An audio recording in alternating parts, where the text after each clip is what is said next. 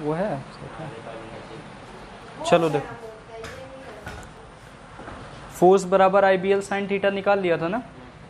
अब देखो इसके बाद इधर सुनो,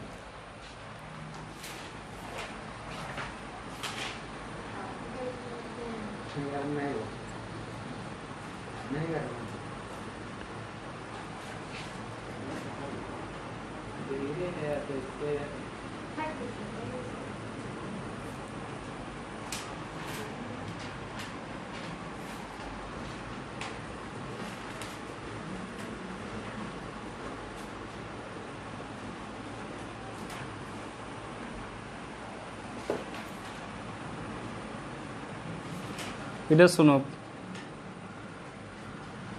अब हमारे पास क्या है, एक कॉइल है, ठीक है, और रेक्टेंगुलर कॉइल मान लो, ठीक है, और कहाँ पे रखी हुई है, रेक्टेंगुलर करंट कैरिंग कॉइल है, मतलब उस कॉइल पे क्या मूव कर रहा, चार्ज मूव कर रहा है, फिर करंट फ्लो कर रही है, ठीक है, और कहाँ पे रखा हुआ है, यूनिफॉर्म मैग्नेटिक फील्ड में। तो उसमें टॉर्क जनरेट होता, मतलब वो कॉइल क्या होने लगती है, घूमने लगती है। देखो कैसे, consider uniform magnetic field B,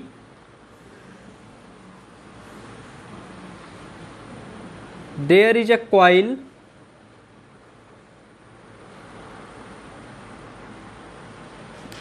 whose length is L, area नहीं, breadth is B and area is A. Place in a magnetic field B. The current flow through the coil is I. Coil में current कितनी flow कर रही है, I.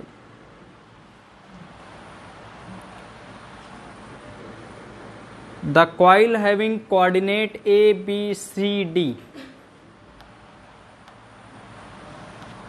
In wire AB, the current is I, the magnetic field is B, and the length is L. Then wire AB experience force, और उस force की value तुम्हें उस दिन हमने बताई, F बराबर कितना होगा, I B L sine theta in magnitude form. I is a current, B is a magnetic field, L is a length, sine theta is a angle, ठीक। तो इस पे फोर्स कितना लगेगा, F equals to I B L sine theta.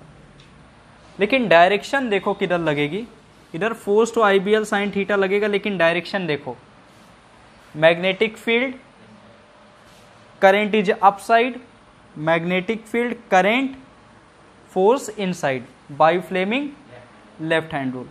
Inside के लिए symbol we use cross. यहां पे देखो मैग्नेटिक फील्ड इस तरफ, current down side, force upside, force upside we use symbol dot. This is a coil, एक तरफ इसमें फोर्स अंदर की तरफ लग रहा है, एक तरफ बाहर की तरफ लग रहा, कपलिंग लग रही, तो क्या होने लगेगा, रोटेट। क्या होने लगेगा, rotate. Then wire A B and C D are equal and opposite force, equal and opposite force, so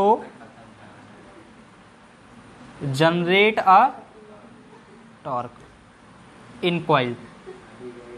कोई दिक्कत? From definition of torque, torque equals to force into perpendicular distance. एक चीज और, यहां पर तो चलो फोर्स ऊपर और नीचे लग रहा, लेकिन यहां पर कोई फोर्स नहीं लगेगा। हाँ देखो यहां पे लेंथ और मैग्नेटिक फील्ड सेम डायरेक्शन में, ठीक है। इसके बाद देखो टॉर्क बराबर force is I B L sine theta. What is value of sine theta? Theta is angle between magnetic field and length. तो लेंथ ये है, मैग्नेटिक फील्ड ये है, तो एंगल कितना बन रहा हर जगह पे 90 डिग्री. कितना बन रहा 90. Theta is equals to 90 and perpendicular distance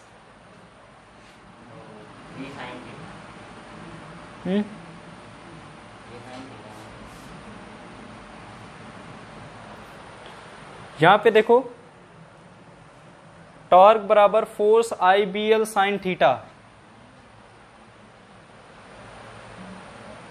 ठीक, यहां पे देखो अगर ये B है, let suppose that wire making an angle theta. कितना एंगल बना रहा थीटा. तो ये क्या होगा B cos थीटा और उसका परपेंडिकुलर B साइन थीटा. या फिर कभी कभी जो अलग अलग बुक्स में ऐसा भी करते रहते हैं कि मान लो ये सेंटर से रोटेट हो रही, तो सेंटर से एक पार्ट ये B cos थीटा और एक पार्ट नहीं B/2 cos थीटा और एक पार्ट ये B/2 cos थीटा. तो B/2 cos theta B/2 sorry cos theta नहीं साइन थीटा. तो B/2 sine theta B/2 sine theta B sine theta. तो परपेंडिकुलर. एक चीज और, अगर ये एंगल तुमने थीटा दिया है तो इसको फाई ले लो. क्या एंगल ले लो? फाई ले लो. तो B साइन फाई.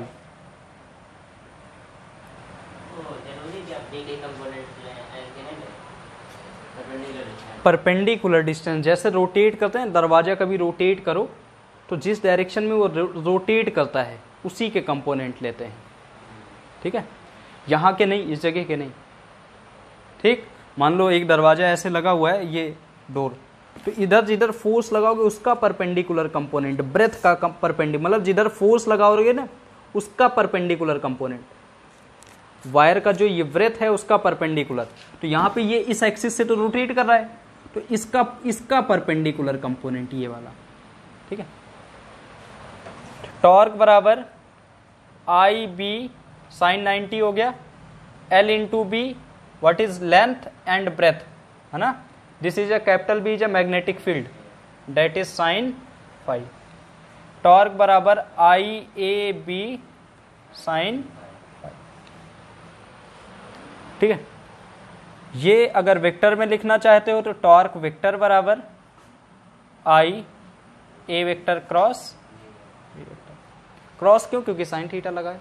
या फिर अगर तुम ऐसे लिखना चाहते I A B sine phi multiply by n cap.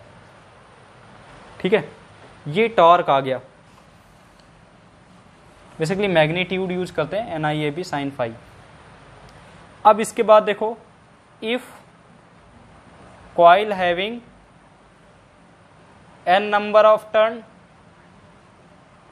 Coil हमारे पास ऐसी है जिसमें एन नंबर ऑफ टर्न है, बहुत सारे टर्न है, 1 2 3 4 5 एन नंबर ऑफ टर्न. तो एक के लिए ये आया तो एन के लिए एन से मल्टीप्लाई. टॉर्क बराबर N I A B sine phi. ठीक है, हो गया. टॉर्क के बाद एक पॉइंट और लिखो next.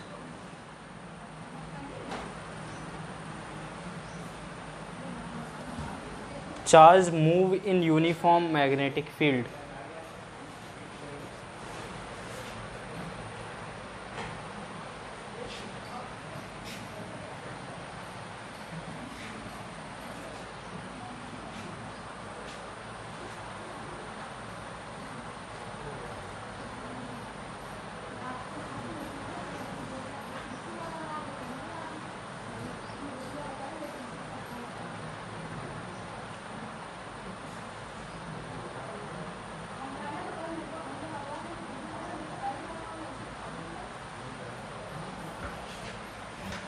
Moving charge in uniform magnetic field. 5 चीजें हमें इस पे फाइंड करनी है.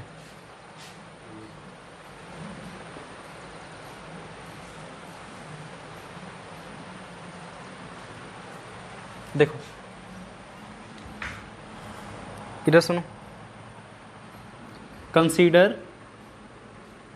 a magnetic field B which goes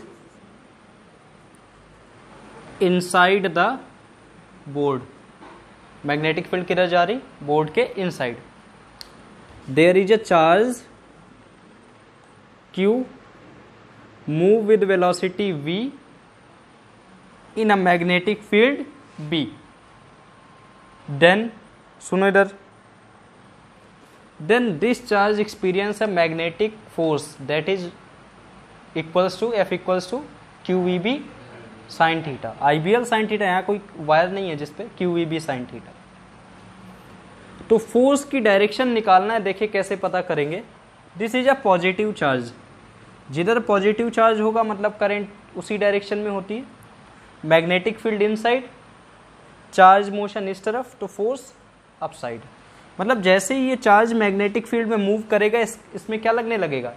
ऊपर की तरफ क्या लगने लगेगा? फोर्स. लो लग रहा है ऊपर की तरफ फोर्स F. कौन सा फोर्स होगा? Magnetic force which is equals to QVB sin theta. तो क्या सीधा जाएगा? क्या नहीं, टर्न हो गया, बेंड हो गया ऊपर. इधर देखो, चार्ज ऊपर जा रहा तो करंट ऊपर हो गई. मैग्नेटिक फील्ड इनसाइड, करंट ऊपर, मैग्नेटिक फील्ड इनसाइड, तो फोर्स इधर लगने लगा. मतलब अब फोर्स इधर फिर लगने लगा FM. तो ये क्या सीधा जाएगा? क्या नहीं, और बेंड हो जाएगा. लो इसी तरह यहाँ पे देखेंगे तो फोर्स नीचे की तरफ लगने लगेगा. इसी तरह ये कैसा रोटेशन करने लगेगा? Circular path. ठीक है.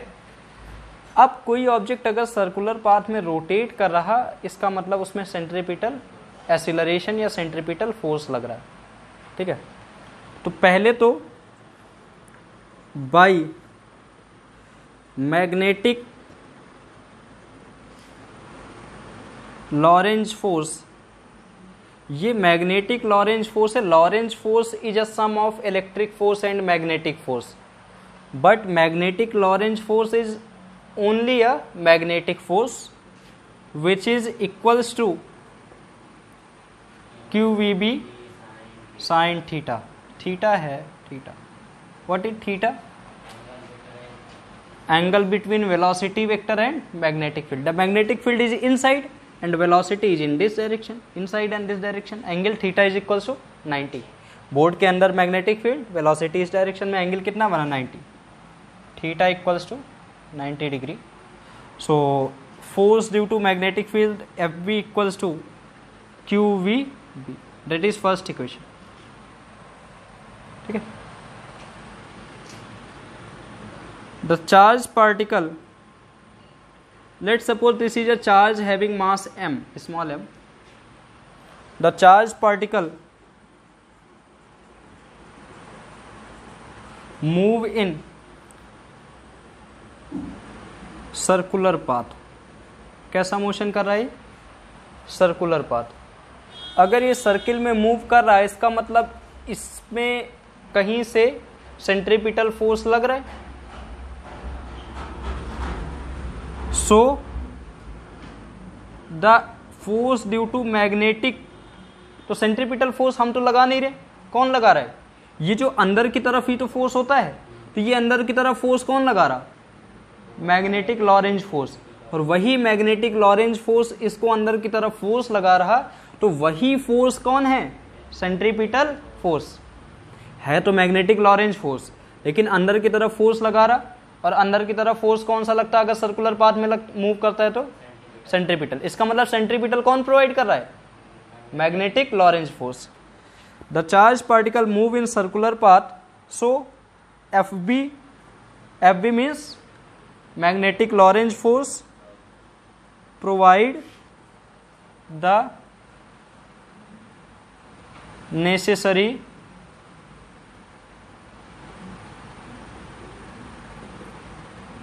centripetal force which is equals to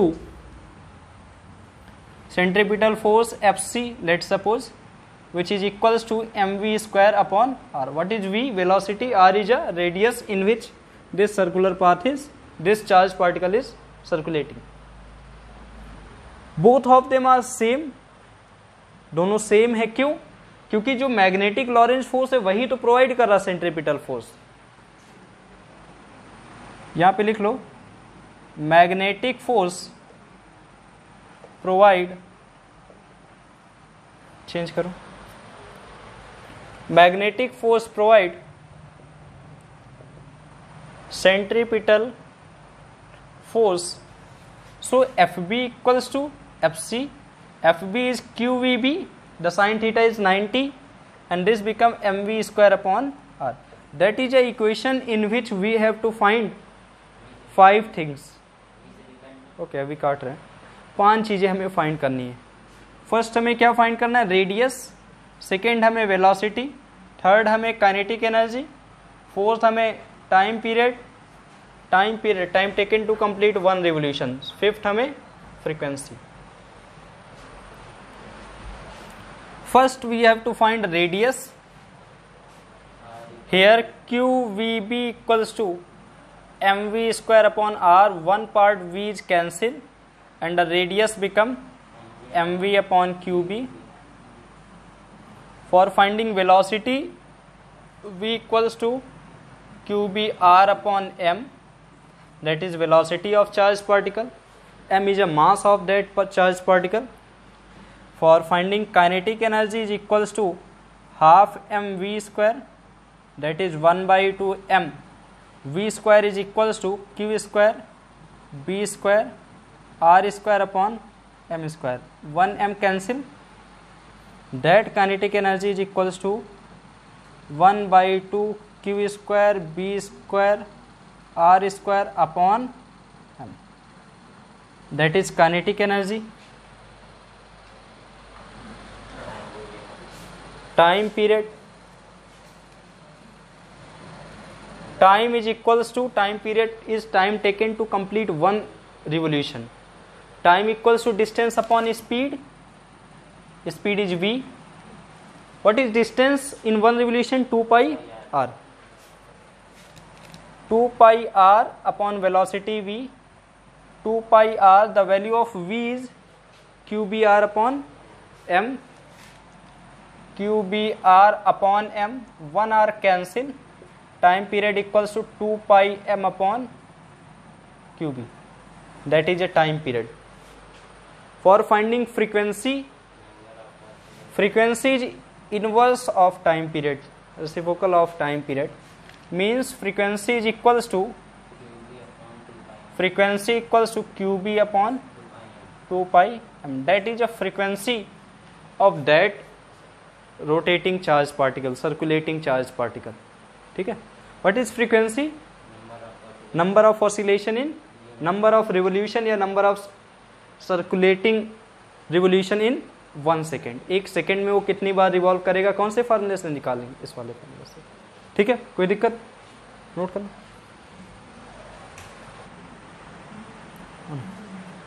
new लिखो। अच्छा, ये हेडिंग क्या थी, लिखी थी इस पे? हमने नहीं लिखी थी क्या हेडिंग? अरे लिख लो। ये किसकी हेडिंग थी?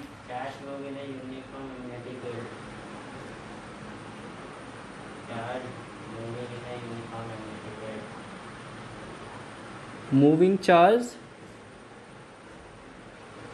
In uniform magnetic field.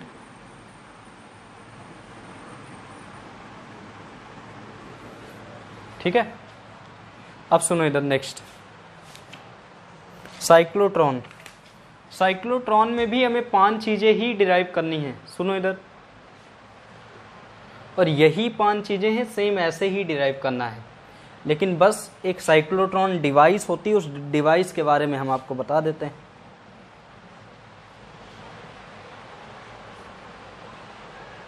देखो जरा, साइक्लोट्रॉन में 2 डी होती हैं। डी मतलब ऐसे शेप उनका डी टाइप में होता है, इसलिए उनका नाम क्या पड़ गया? डी। ये डीज जो है हाई फ्रीक्वेंसी ऑसिलेटर से कनेक्ट होती हैं। हाई फ्रीक्वेंसी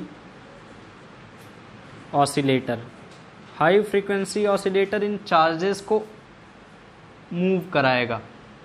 यहाँ पर मैग्नेटिक फील्ड भी है। Let suppose the magnetic field is outside the board here, copy में बनाएंगे तो आउटसाइड द पेपर। ठीक, इसके बाद देखें, अगर यहाँ पे कोई भी चार्ज पार्टिकल होगा तो वो क्या करेगा, मूव करना शुरू करेगा। पहले वो मूव किसकी वजह से करेगा, क्योंकि हमने हाई फ्रीक्वेंसी ऑसिलेटर मतलब वहाँ पे करंट दिया, पोटेंशियल डिफरेंस दिया, तो इलेक्ट्रिक फील्ड दिया। इलेक्ट्रिक फील्ड में चार्ज क्यों रखा है तो क्या करेगा, वो मूव करेगा। लेट सपोज ये इधर की तरफ v वेलोसिटी से मूव किया। इसके बाद यहाँ मैग्नेटिक फील्ड है। अभी तक ये बढ़िया रखा था चार्ज, तो क्या मैग्नेटिक फोर्स लग रहा था, नहीं। क्यों नहीं लग रहा था, F बराबर Q V B sine theta रखा हुआ था, तो वेलोसिटी 0 थी। जैसे ही ये मूव करने लगा तो इसमें मैग्नेटिक फोर्स लगना शुरू होगा कि नहीं होगा। चलिए देखें कैसे लगेगा। Magnetic field comes outside, charge move this side, so magnetic force down side. देखो outside and the current in this side outside, so force is down side.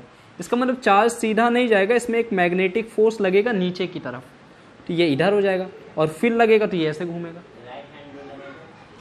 Right में तो करंट बनती है, इंड्यूस करंट, या बंद हो ना रही कोई current.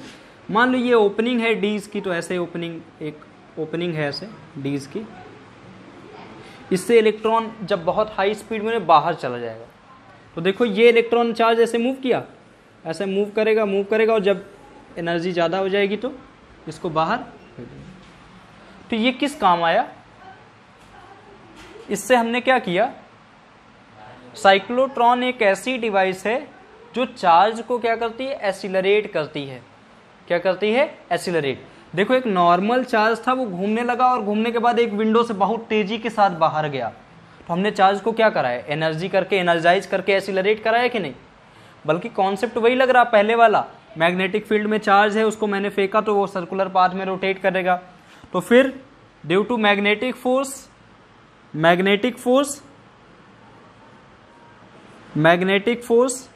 F equals to FB equals to QVB sine theta. Theta देखो यहाँ पे magnetic field outside, velocity this side, outside और वेलोसिटी दिस साइड, तो एंगल कितना बना 90। Theta equals to 90, FB equals to QV, that is a magnetic force, and that magnetic force provide a centripetal acceleration. Due to this, the charged particle rotate in circular path. Fc equals to mv square upon r, दोनों को equate किया। 5 चीजें इसमें भी हमें पता करनी थी। साइक्लोट्रॉन समझ में आए, ये क्या है बेटा, डीज, ये क्या है, magnetic field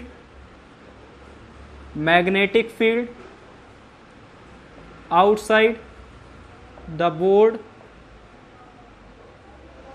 and that is a opening window in which the electron or any charged particle। अच्छा, जब रदरफोर्ड अल्फा स्कैटरिंग तुमने पढ़ा होगा, तो हम बम्बार्डिंग कराते थे एक अल्फा पार्टिकल की, तभी तो डिफ्लेक्ट होते थे। वो हवा में हाथ में पकड़ के फेंकते थे क्या, वो यही साइक्लोट्रॉन ही उनको एसिलरेट कराता था। ठीक है, गोल्ड फॉइल के पास से तो क्या होते थे, डिफ्लेक्ट होते थे। ठीक, तो F equals to QVB, F equals to mv square upon r, that force provide magnetic force provide centripetal force. अब इनको कंबाइन कर दिया गया था, तो पहले रेडियस निकल आया फर्स्ट पॉइंट, दूसरे नंबर पे वेलोसिटी, तीसरे नंबर पे काइनेटिक एनर्जी, फोर्थ नंबर पे टाइम पीरियड, फिफ्थ नंबर पे फ्रीक्वेंसी। 5 चीजें हो गई थी, कोई दिक्कत यहाँ पे। ये समझ आया साइक्लोट्रॉन क्या है। साइक्लोट्रॉन एक सिंपल डिवाइस है, उसमें चार्ज पार्टिकल कैसा कॉन्सेप्ट है 2 बार बता चुके, इसके पहले वाला कॉन्सेप्ट वही है। इस डिवाइस से हम कोई भी चार्ज पार्टिकल क्या करते हैं, एसिलरेट। क्या इलेक्ट्रॉन को एसिलरेट कर सकते, बिल्कुल, और अल्फा पार्टिकल को बिल्कुल करा सकते हैं। ठीक है, गामा पार्टिकल में कोई चार्ज नहीं होता, गामा पार्टिकल में कोई चार्ज नहीं होता तो वो नहीं एसिलरेट। चार्जलेस पार्टिकल को एसिलरेट करा सकते हैं, जिनमें चार्ज नहीं तो एसिलरेट क्यों? क्योंकि इसमें फोर्स ही नहीं लगेगा। ठीक है, ये पार्ट जीरो हो जाएगा, ये जीरो हो जाएगा तो सभी जीरो हो जाएगा, पूरा कुछ मतलब ही नहीं। ठीक है, तो चार्ज होना चाहिए। और ये क्या प्रोवाइड कर रहा है? High frequency oscillator, electricity potential electric field, जिसकी वजह से चार्ज मूव कर रहा है, और मूव करेगा तो फिर मैग्नेटिक फोर्स लगेगा, फिर मैग्नेटिक फोर्स लगेगा सर्कुलर पाथ होके बाहर। ठीक है, नोट कर लो। हो गया? यहाँ पे देखो, इसका स्टार्टिंग में हेडिंग जरूर एक बार बोल दिया करो, ये साइक्लोट्रॉन आप कर रहे हो, तो साइक्लोट्रॉन समझ में है, एक डिवाइस है जो ये एसिलरेट कराती है किसी भी चार्ज पार्टिकल को। ठीक है, अच्छा, अल्फा और प्रोटॉन में रिलेशन जानते हो क्या?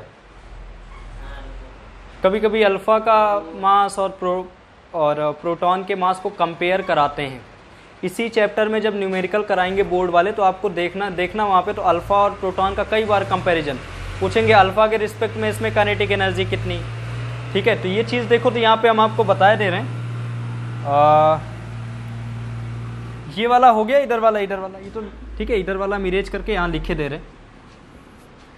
जो चार्ज होता है अल्फा का वो क्या होता है? 4 टाइम्स होता है किसके? चार्ज ऑफ प्रोटॉन का। जो मास होता है अल्फा का 2 टाइम्स होता है मास ऑफ प्रोटॉन। तो ये रिलेशन है, बाद में जब कभी हमें 2 या 2 से 4 दो चीज़ों को कंपेयर करना पड़ेगा तो यहाँ से इसको यूज करेंगे। ठीक, इसके बाद जो तुम्हारे टॉपिक बचे हैं वो कौन से हैं? गैल्वेनोमीटर बनाना पड़ेगा। जब सुनो, गैल्वेनोमीटर जब बनाएंगे तब हमें वहाँ पे टॉर्क वाला फार्मूला यूज करेंगे। जैसे कि साइक्लोट्रॉन बनाया तो इसके पहले वाला फार्मूला यूज किया है ना, moving charge in a magnetic field. जब हम गैल्वेनोमीटर बनाएंगे तो हम एक फार्मूला यूज करेंगे, कौन सा? Torque current carrying coil place in a uniform magnetic field experience a torque. ठीक, तो उसको यूज करेंगे उस समय पे। तो जब और एक चीज, और ये चीज तुम्हें बताई थी, galvanometer is a fundamental device. Galvanometer से आप अमीटर भी बना सकते हैं, वोल्ट मीटर। तो पहले गैल्वेनोमीटर बनाएंगे, गैल्वेनोमीटर से अमीटर और वोल्ट मीटर भी बनाएंगे और उनकी सेंसिटिविटी को भी मेजर करेंगे। अभी एक पॉइंट और रह रहा कि अगर करंट 2 वायर में सेम डायरेक्शन में जाती है तो क्या होता है? अट्रैक्शन फोर्स लगता है, अपोजिट डायरेक्शन में जाती है तो रिपल्सन फोर्स लगता है। कितना लगता है वो जब डिराइव करेंगे तभी देख लेंगे। अब अगर फार्मूला लिखना है तो F equals to mu not upon mu not I1 I2 L upon 2 pi A, that is a force. जब 2 वायर हैं उनमें करंट I1 I2 जा रही है, उनकी लेंथ L है, उनके बीच की दूरी A है, बाकी सब तो कांस्टेंट है। ठीक है, दोनों अगर सेम डायरेक्शन में गई तो ये अट्रैक्शन हो गया, अपोजिट डायरेक्शन में गई तो रिपल्सन हो गया। तो ये फोर्स भी हमें डिराइव करना, और इस फोर्स को डिराइव करने के बाद हमें यहाँ से डिफाइन 1 एम्पियर का क्वेश्चन कई बार पूछा जाता है, तो यहाँ पे हमें 1 एम्पियर को भी डिफाइन करना है। ठीक है,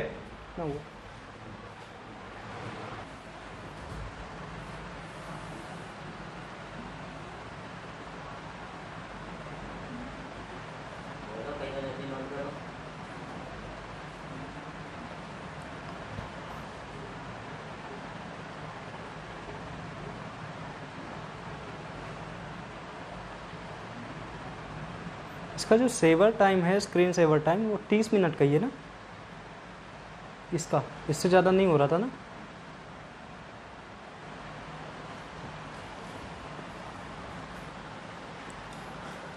कुछ और तो नहीं कंपैरिजन है ना? क्या हुआ? कह रहे जो 12th की फिजिक्स से थोड़ा इजी लग रही होगी 11 के कंपैरिजन। 11th में एक तो मैकेनिक था, यहाँ पे वैसे मैकेनिक में सब चीज़ें कर लेते हो, जानते हो सब चीज़ें, लेकिन वो फर्स्ट टाइम पढ़ रहे होते इसलिए बर्डन थोड़ा लगता है तुम लोग को।